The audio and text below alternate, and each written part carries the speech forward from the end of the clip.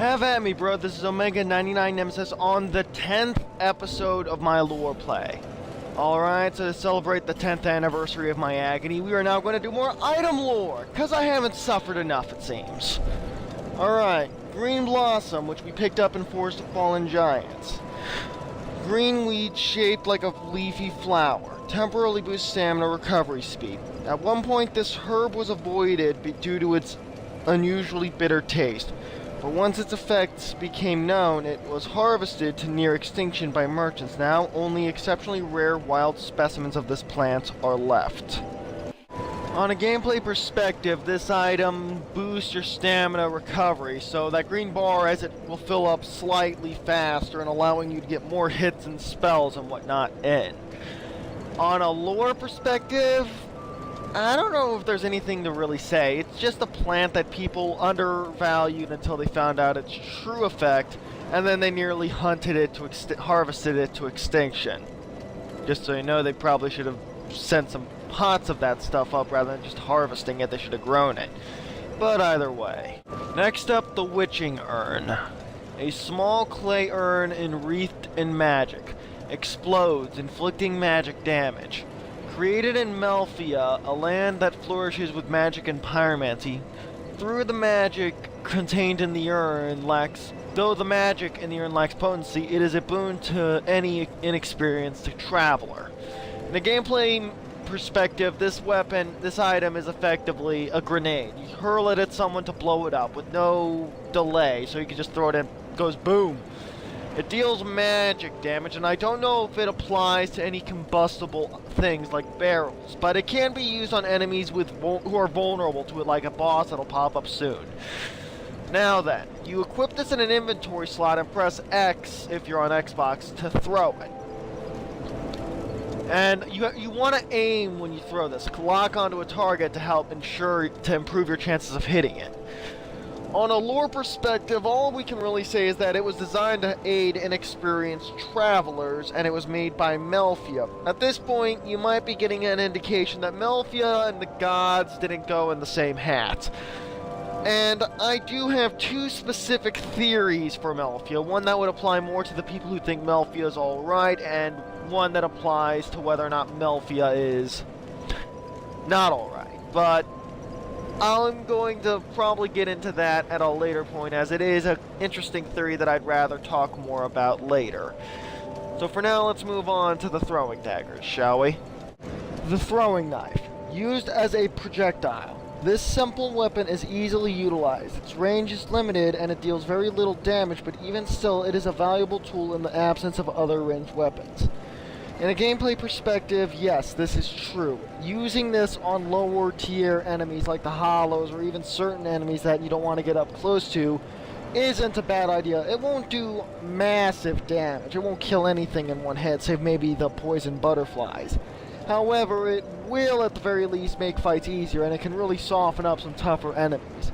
I'd say 5 or 6 will usually put down several of the medium-sized but high damage dealing enemy types. On a lore perspective, this is simply a tool. There's really nothing elaborate I can think of, except maybe that an assassin would favor this. Alright, so next we're going to move on to repair powder. Enchanted metal rendered into powder. Repairs equipment. Weapons and armor wear down with use. Allow too much wear and you won't be able to use them. You have only yourself to blame if you find yourself in crisis with no powder to spare. In a gameplay perspective, when you use up your equipment, like you saw me use up a large amount of my scimitar and my dagger's durability, if I use it up completely, the weapons break and will have to be repaired at a blacksmith. I don't know if repair powder repairs it as well, or if it just restores some of the durability. Either way, you don't want your weapons breaking in the field. I don't know if there's any real penalty, like the weapon suffers a permanent loss or anything, like a permanent decrease in stats. But as it's broken, it is almost worthless in a fight. Almost. Like you're practically hitting them with your fist. Maybe with some reach. Now then, on a lore and gameplay perspective, you use this item in the field. So that's something to consider, but also that in Dark Souls 1, your weapons were automatically restored Actually, no, you had to restore them manually at a bonfire. You would have to use this grinding stone you bought, and with it you could repair your equipment directly, manually. In this game, they changed it to where you can't do that at a bonfire, but that by resting at a bonfire, you automatically restore them, which is decent enough. It's a neutral change. It does mean you don't have to waste the money to buy a repair stone, but it does also mean you have to go to the blacksmith if you break your weapons and want to repair them. I remember there was also an item like the repair powder in Dark Souls 1, if I recall correctly, something to use in the field as well. But either way, the repair powder is not absolutely vital, especially as at a certain point you're probably going to start carrying around a bunch of weapons, and if you've upgraded any of them at some point, you'll have backups the hard way. So in the end, this is a good item to have on hand, but it's not something you're likely to have a crisis of need. And even if you're out of it, by that point you should have weapons to fall back on. As I believe I've done it to where I've even had my scimitar break down and my dagger. I can just pull out the short sword and unequip both the scimitar and dagger to get the effect out. Alright then. Next and lastly on this section of the list is the small white sign soapstone.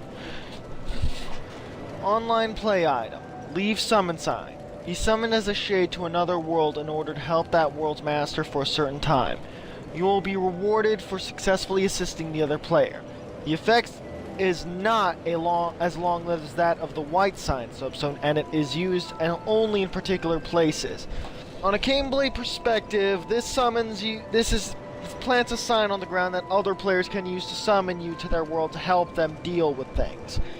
Now, there's a bigger version of this item that lasts like 30 minutes, whereas this lasts 5 to 10 minutes, maybe 15 if the updates I've read about are true.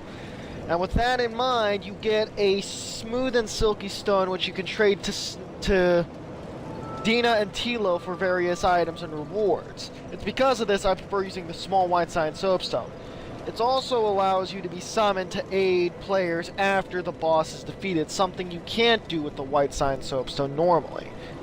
So being summoned as a shade does yield separate rewards in separate circumstances. You won't be around for nearly as long as a phantom, but you will also get a separate reward that may or may not be more beneficial to you. To me, a smooth and silky stone is worth more than a token of fidelity, which is what you get for being in a white sign soapstone summon. Okay, and on a lore side of things, there really isn't anything I can think to say, except maybe at some point, considering this wasn't an item in Dark Souls 1, someone managed to create a sort of a separate form of exploration into other players' worlds. But it's not really much to go on in terms of lore. So instead, we're just going to move on to the handful of weapons I picked up. This is the part that'll be over quickly. First up in the weapons department and tools in general, we have the broken straight sword. Straight sword with its blade broken near in half. Nearly useless in battle, but nearly useless trumps empty-handed. Pretty much this weapon is almost utterly worthless compared to most other weapons. Even the dagger in the long run will get better usage out of this because it has scaling with dexterity that is pretty good, whereas this one I believe has like these weapons like broken straight sword, broken thief sword, and so forth, their scaling never goes past E, unless you maybe max them out, in which case they might get a D scaling. But either way, they're not worth it for a dedicated player who wants to actually kill things. Because otherwise, you're stuck with weapons that... I wouldn't cut butter with these weapons, basically, is what I'm saying. So the broken straight sword, don't build a dedicated build around that if you want to get anywhere in this game. Alright, so with that in mind, we're going to move on to the next one, shall we? As there's really nothing else to say about this piece of crap weapon. The hand axe. A crude hand axe. More of a tool than a weapon, its short range necessitates close range and therefore perilous combat. It does a respectable amount of damage, however, considering its relatively lightweight. The hand axe is a pretty good weapon to start off with. It sort of works like the Morning Star, and scales with strength. It's not going to be the weapon you want to rely on in the long run, but until you get a good axe to work with, this is an okay axe. It's I wouldn't say it's as good as the scimitar would be at late levels when you add strength to it, but it is reliable. Definitely consider this as an emergency weapon. Like, if you're going to have a PvP and a PvE weapon, ergo a fast-striking lethal weapon versus a high DPS but slow weapon, have this on hand so that if you have a weapon because this is good for just about any situation. It's reliable in a pinch, and I recommend it. Buckler, a traditional small metal shield. Small shields are very light and easy to use, but have low stability when attacked. The center of a buckler is convex, designed to brush attacks aside, making parrying easier. On a gameplay perspective, this is a lightweight and quickly accessible shield to work with. Small shields like this block very little in the way of damage, usually, but also are very good for parrying attacks, so ideally you wouldn't have to block. This isn't a shield meant to block heavy attacks, it's a shield meant to brush them aside to give you an opening. So with that in mind, keep in mind that this is a great shield to learn how to parry with, I'll add. Now then, on a lore perspective, obviously there isn't much to say, so we're going to move on to the next shield. Next, the Hollow Soldier Helmet, which is something I'm going to try and work into my character's armor loadout quickly. Helm worn by hollowed royal soldiers, appears to be crafted with quality materials but is highly degraded and close to falling apart. Wearing this will be of little use. I disagree, it does give me some preferable stats to what I'm currently wearing, but at the same time it's clearly not nearly as good as the actual Royal Soldier Helmet, which I will plan on getting my claws on, but for the moment I'm going to put this on and equip it, as it's not bad to start with. It's a start in terms of equipment. Alright, also in terms of lore, this item suggests it was worn by royal soldiers, and that the fort you find it in is pretty much where an entire war was pretty much waged, at least the heaviest of it for Drangleic. We're going to go back to the Forest of Fallen Giants at the end of this lore play, and when we do, there is going to be some things adding up for us. Alright then, now that we've got this out of the way, I believe we just have the last piece of lore in the key. And finally, we're going to examine the key I got for Lenegrast key. Key of Blacksmith Lenegrast of Majula. Majula, the land of exiles, is comprised of abandoned old houses, one of which Lenegrast has fashioned into a workshop. Anyway, so we buy this from Melentia, which we can assume she locked the door so that she can make a profit on a key to Lenegrast's house. And so this is a key you want to get because Lenegrast can repair your equipment for you, upgrade it as well, and to top it off, he can also sell you some equipment as well, weapons specifically, as well as munitions for bows and crossbows. Aside from being a vital item to get early on, it's really just something also that you can use to open up dialogue with Lenegrast, because he won't really talk to you until you open his door for him. So we'll get to that now. Alright, now that I have the lore dealt with, I'm going to go and talk to Lenegrast real quick after opening his door. Though maybe I should have considered. I'll get back to you if you had anything to say just by having the key on hand. However, you're going to open a chest and you'll find a short bow in this box. Now, if you speak to Lenegrast, he has nothing really important to say. Now I can get to work. But first, let me set up.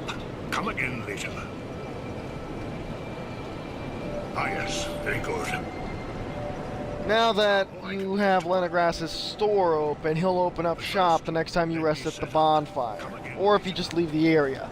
He'll sell items and equipment and upgrade your gear for you if you allow him to. I was considering going back to the forest, but I figured it would be better to get my preferred weapon. This is the weapon I resort to on a defensive front, and a weapon I like to have on hand. This is dangerous work. The name's Lenegrast. Just a simple blacksmith. And you are? Another useless traveler. A man ought to labor with his feet planted firmly in the earth. Not roam around like you flirtatious vagabonds. Oh, what does it matter? Go on, show me what you've got. Your equipment. Let me have a look. But do it quick. Alright, so what I'm going to do is I'm going to go ahead and purchase a rapier. This is a weapon I like to rely upon. I can actually beat the entire game of Dark Souls 2 with this weapon. Drat. I'm then going to talk to him. You're worse than my reckless daughter. Don't spend your whole life in transit, you hear? You'll need souls to repair and improve equipment. I know only of smithing, but souls have many other uses as well. Don't waste your souls on useless trinkets. Think before you spend. Equipment can be strengthened with rare orestone, but such orestone won't come easily. My girl knows her stones, but she's always out prancing about.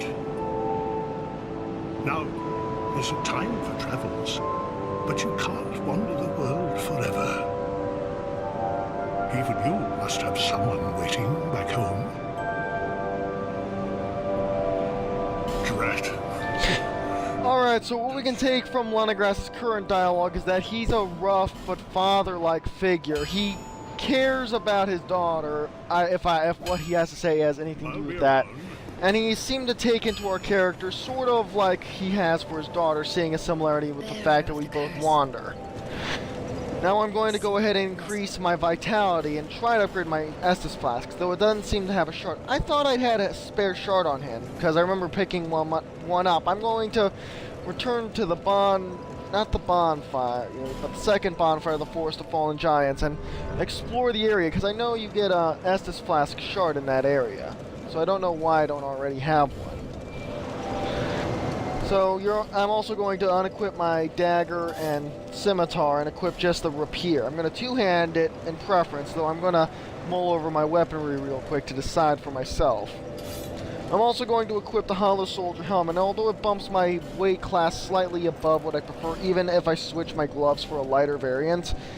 It's not so bad. I mean, I'll work with what I've got. And yeah, this is like, after that I'm pretty much going to go back to the Forest of Fallen Giants next episode and tie up some loose ends and investigate some of the areas. Alright, this concludes episode 10 of the Lore Play. This is Omega 99 Nemesis signing out. Check back with me later for the Forest of Fallen Giants.